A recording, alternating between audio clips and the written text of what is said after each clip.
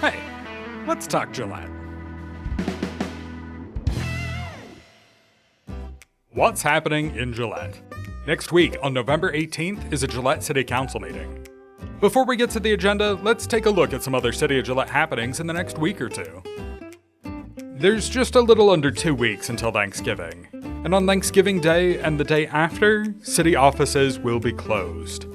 If your regular trash day is Thursday, city solid waste crews will pick up your trash when they run a double route on Friday. Speaking of solid waste, but not trash exactly, the yard waste pickup program, where they take away your tan rollout full of grass clippings, leaves, and small branches, ends for the season on November 24th. If you still have yard waste after that, you can always bring it to the yard waste drop-off facility out at Wastewater, which is open year-round. At this City Council meeting, they'll be announcing the winner of the annual Christmas Pin Contest.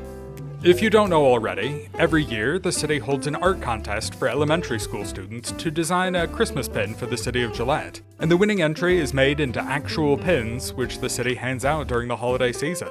If you'd like this year's pin, you can pick one up at City Hall. Have you ever considered joining a citizen advisory board? It's a good way to get involved in your community, and an excellent first step into greater civic involvement, perhaps a precursor to running for local public office.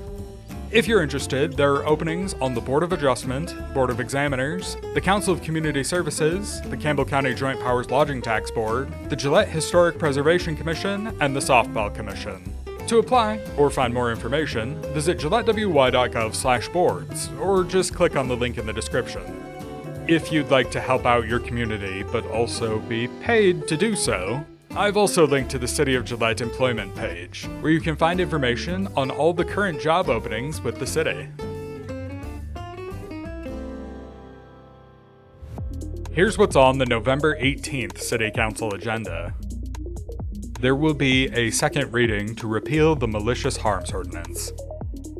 There is one special event permit, another one I think that adds on to an existing permit. This one to close 3rd Street from the corner of Gillette Avenue to the alley behind First Interstate Bank for a VIP seating stage for the annual Parade of Lights on December 6th from 2:30 to 7 p.m.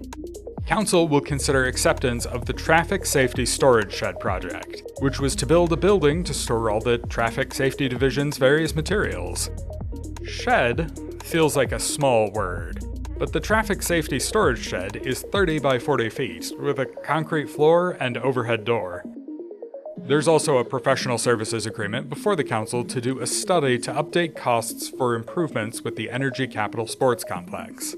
The study will not only update the cost estimates, but also evaluate funding and revenue sources, and explore different construction methods for the east set of softball and baseball fields, and the 4th multipurpose field.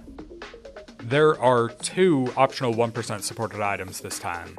The first is council acceptance of public improvements for the Desert Hills Circle surfacing project, which not only was a full-depth reclamation of the road, but also improved storm sewer drainage and replaced existing water main valves. Full-depth reclamation is sort of a road recycling process, which I gather involves grinding up the existing roadway and then compacting that and adding stabilizing chemicals, and then building the new roadway on top of that.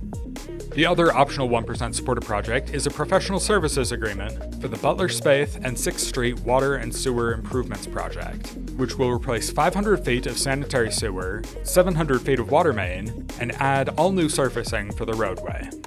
The Piper Acres subdivision and associated improvements and service district would like to receive city water service, so council will consider a water service agreement with them at this meeting.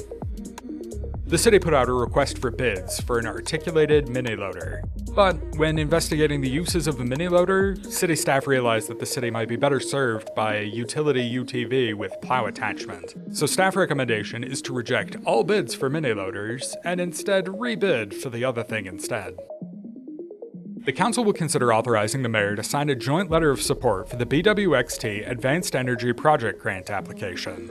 The joint support would be from both the city and the county. There are actually a bunch of agreements the mayor needs council authorization to sign. One of them is an amendment to the sewer line crossing permit with BNSF Railway for the city to abandon a section of sewer that crosses the railway near 2nd Street and Burma. Then, there are 2 agreements with Black Hills Power. one for a Balancing Authority Ancillary Services Agreement, and one for a Sub-Entity Reserve Sharing Agreement. Both of those deal with reserve power service, since the city used to get that from Western Area Power Administration, but they aren't offering that anymore, so Black Hills Power is going to start. Council will authorize staff to negotiate a pre-annexation agreement as part of a request for water service for a property on Hannum Road. Council will also make an appointment to the Retiree Health Benefit Trust Committee. A few years back, the city transferred an empty lot to the Boys and Girls Club for their use.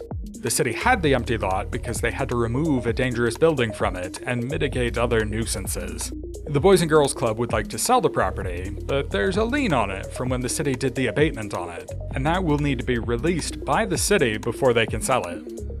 And lastly, Council will have a public hearing and council consideration of the sale of a black 2017 Ford Interceptor SUV to the town of Ranchester, Wyoming, for the total sum of $10. That's a brief look at the November 18th meeting. You can find the agenda on the city website, gillettewy.gov, and click on any item in the agenda to get a deeper explanation of the topic and see any supporting documentation.